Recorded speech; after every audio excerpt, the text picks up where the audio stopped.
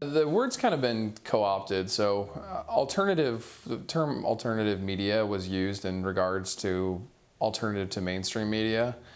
But I'm not a big fan of the term mainstream media because I believe the people are the mainstream. And in the US in particular, we have 6 corporations that control 90% of the media. That's television media, internet media, magazines, newspapers, you name it. Same 6 corporations control 90% of it. So they're hardly mainstream in my eyes. The mainstream is the majority, which is the people. So I don't use the term alternative, I use independent press. And that specifically looks at how they're funded. So independently funded press is what I would use, which most people would assume is alternative. I'm Dr. Nolan Higdon. I'm a professor of communication and history and a board member of the Media Freedom Foundation.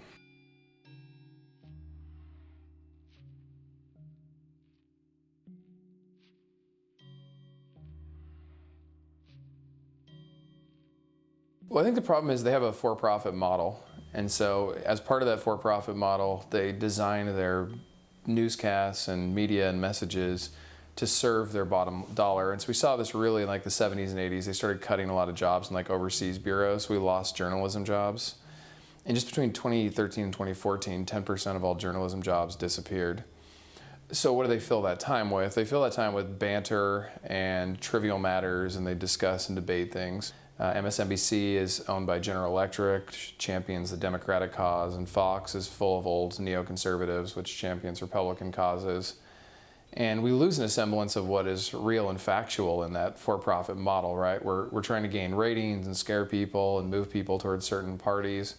And facts are kind of now seen as debatable. In fact, in 2016, post-truth was was added to the dictionary named Word of the Year. And in a post-truth society, we don't agree on the facts anymore. As Mark Twain tells us, you can't have a debate without facts. You have to establish the facts first, then you can distort them at our leisure. Meaning that we can disagree on what the facts mean, but we have to agree what the facts are. And I think corporate media has done us a real big disservice in their search for profits. They've really trivialized everything into politics. And a secondary thing that they've done that I think it might be even more egregious on some level is that they've killed news stories and they kill views that go against their bottom dollar. So for example, during the post 9/11 rush up to the Iraq War, journalists or reporters or critics or analysts who challenged the government's narrative that we need to go to war were fired or laid off. Jesse Ventura was taken off the air from MSNBC. Donahue was taken off from MSNBC. I think what happened to me, the biggest lesson I think is how corporate media shapes our opinions and our coverage. This was a decision, the decision to release me, came from far above. This was not an assistant program director who decided to separate me from MSNBC. They were terrified of the anti-war voice, and that is not an overstatement. Anti-war voices were not popular. And if you're General Electric, you certainly don't want an anti-war voice on a cable channel that you own. Donald Rumsfeld is your biggest customer. And so you end up with those anti-war voices disappearing, and a leaked memo from MSNBC shows us that they removed Donahue because they said we can't have the anti-war voices while the rest of our competitors are waving the flag. And so who loses out is the public on that. The Iraq War is like a really great case study because you have 70% of Americans on the eve of invasion believing weapons exist. They don't. And we still have 25% of Americans, by the way, who believe we found them. But that is demonstrative of the power of media. GE is also heavily involved in the defense industry, so it was really profitable for them to have, this war.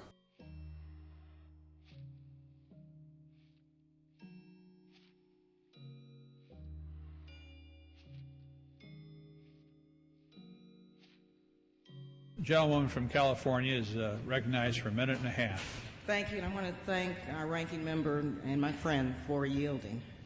Mr. Speaker, members, I rise today really with a very heavy heart, one that is filled with sorrow for the families and the loved ones who were killed and injured this week. Only the most foolish and the most callous would not understand the grief that has really gripped our people and millions across the world. This unspeakable act on the United States has really forced me, however, to rely on my moral compass, my conscience, and my God for direction. September 11th changed the world. Our deepest fears now haunt us. Yet I am convinced that military action will not prevent further acts of international terrorism against the United States. This is a very complex and complicated matter. Now, this resolution will pass, although we all know that the President can wage a war even without it. However difficult this vote may be, some of us must urge the use of restraint. Our country is in a state of mourning. Some of us must say, let's step back for a moment. Let's just pause just for a minute and think through the implications of our actions today so that this does not spiral out of control. Now, I have agonized over this vote, but I came to grips with it today, and I came to grips with opposing this resolution during the very painful yet very beautiful memorial service. As a member of the clergy so eloquently said, as we act, let us not become the evil that we deplore. Thank you, and I yield the balance of my time. Gentlewoman's time has expired.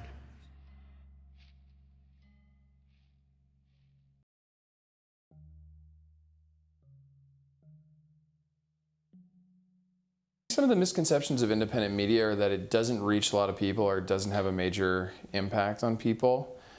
So at Project Censored, where I work, we take students in the classroom, find news stories that we vet by experts in the independent press, and we make available online. And then we pick the top 25 and we put them in a book every year. And generally what we've noticed, we've done this for 40 years, so we have about 40 years of history to document this. What we generally notice is the stories that end up in our top 25, these are stories ignored by the corporate press. The corporate press generally adopts them like 3 to 4 years later, or pieces of them.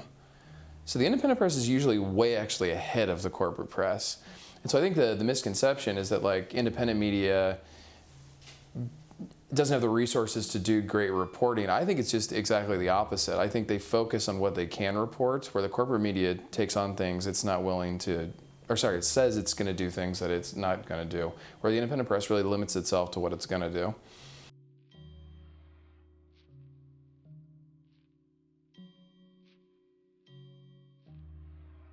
Well, the corporate press used to argue to Project Censored in the 80s. They used to say, well, no, it's not that we don't cover stories. We just have so much limited time and space, we can't cover everything.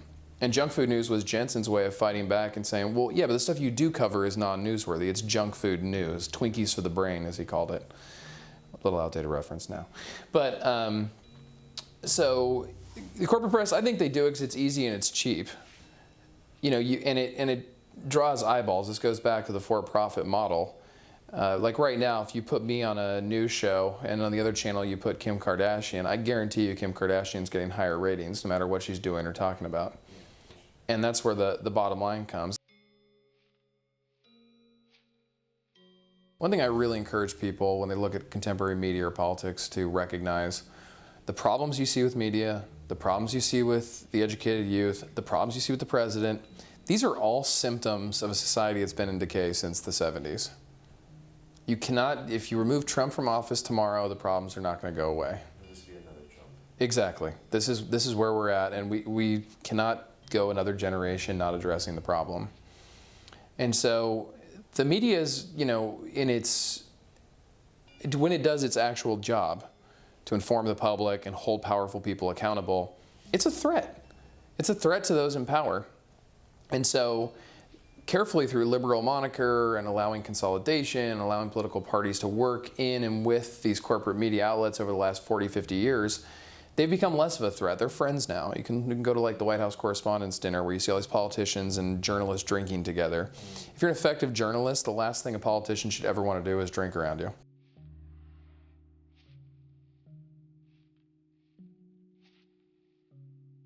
And so if I'm a young person, the reason I want to start consuming media is because we have to collaborate to work to find solutions to change the trajectory of this country, or our generation won't survive. They've tried to pump you full of this, you're the best, you're the brightest, it's up to you, it's how hard you work. I'm sorry to say that's not true. You're going to have to collaborate, you're going to have to work together, you're going to have to depend on each other. You're not going to be able to get a job in Silicon Valley to solve problems. You're not going to be able to get a job in academia to solve problems. They're cutting those to so-called part-time workers who actually work 4 times as much as full-timers. So if I'm a young person, you need to figure out what's going on in the world. You need to find facts, and you also need to seek out solutions-based journalists and collaborate to solve this mess we're in. That's the bad news. The good news is the biggest portion of the voting bloc. Millennials can dictate where we go from here, and polls show they're more likely to collaborate. They're more liberal on issues like drugs and same-sex marriage. Socialism is a very positive term amongst millennials, where it was a negative term amongst baby boomers. So I'm actually pretty optimistic millennials can handle this. But there's a reckoning between 2 generations, and Donald Trump is sort of like the last gasp of a dying generation. And we'll see what millennials come up with in 2018 and 2020. It should be interesting. Democracy, we have an obligation here as a people. We have to be active. We have to be in the streets. Yeah, and you don't pick politicians you like. Pick people you want to scare. You know, you need to scare people. You need, like Lyndon Johnson in 1960s. There's African-American civil rights supporters out the window saying, "We will take this nation down if you do not pass the civil rights bill." There's protesters across the country of every background saying, "We will burn this city down or burn this country down if you do not end this war in Vietnam." That's how you get things accomplished in America. You need to scare the people in power. And journalists need to give you the information to be able to do that.